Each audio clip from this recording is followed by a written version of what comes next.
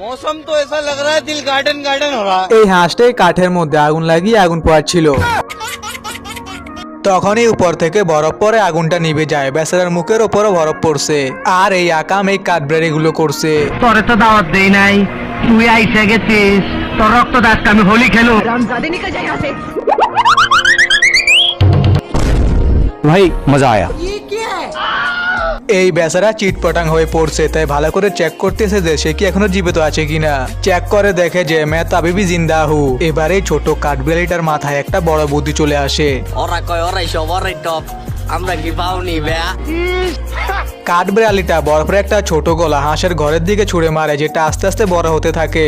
আর একটা কাঠবেড়ালি আবার হাঁসের দরজা নক করে, যার ফলে হাঁসটা বাইরে এসে একটু দাঁড়ায়। হাঁস বেচারা পুরো বরফের ভেতর ঢুকে যায়, আর এদিকে কাঠবেড়ালি দুটো তার কাঠ নিয়ে চলে যায়।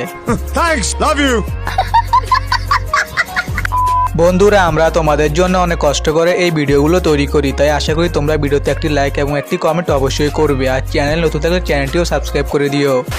আরে টিকা টোলের মোড়ে একটা গোলাপি এখন ঘুমাবে। যা সালা, শোয়া মাত্রই ঘুম চলে আসছে নাকি? তোরে তো দাওয়াত দেই নাই, তুই আইসা গেছিস, তোর রক্ত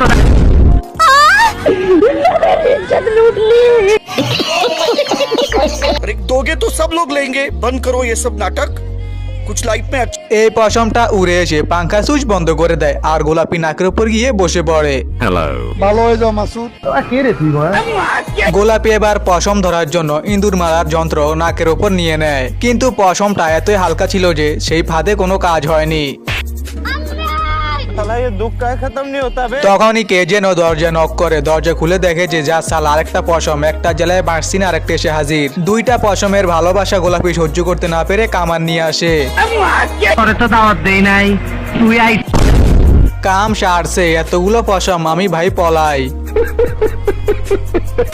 এই দুই বন্ধু অনেকদিন ধরে সমুদ্রে ভাসতেছিল, যার ফলে এরা অনেকদিন ধরে কিছু খায়নি। এই জন্য এক বন্ধু আরেক বন্ধুকে বার্গার মনে করতেছিল। की बोलছিস তুই? मैंने कुछ नहीं किया, मैं अच्छा शरीफ आदमी हूँ, टेरेस पे घूम रहा था। এই মোটা বন্ধুটা তার চিকন বন্ধুর পাটাকে মুরগির লেগ পিস মনে করতেছিল। छोड़ूंगा नहीं इसको मैं। মজার বিষয় হচ্ছে যে পেট খালি থাকা সত্ত্বেও এদের পেট ফুলা রয়েছে।